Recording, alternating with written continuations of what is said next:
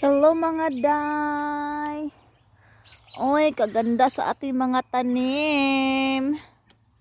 Tingnan nyo ang ating lettuce guys. Wow! Yung ating mga tomato.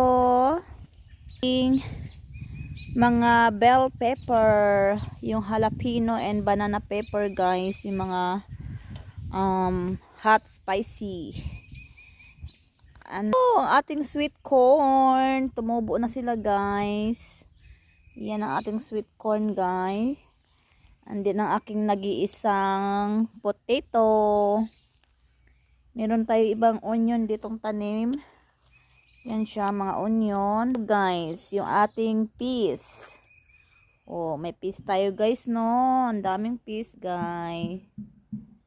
Mukhang diligan natin siguro yan guys.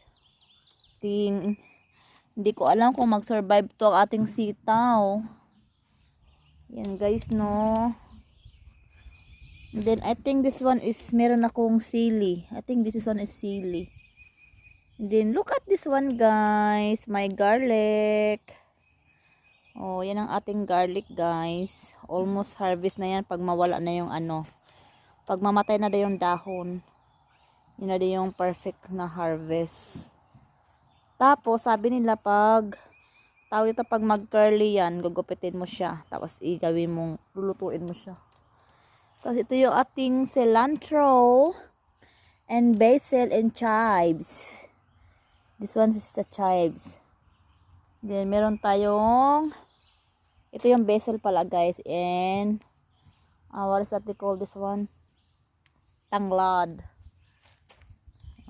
Lemongrass. Yung ating munting garden. Then tara, punta tayo dito sa kabilang garden natin guys. Oops, wait lang guys. Isara natin yung gate dito kasi sarado natin kasi baka masalisihan tayo ng ating mga alaga. Dito tayo sa kabilang garden.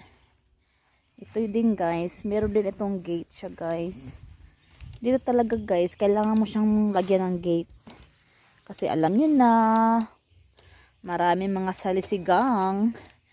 Yung salisigang natin guys, dito is mga hayop guys. Mga wild animals.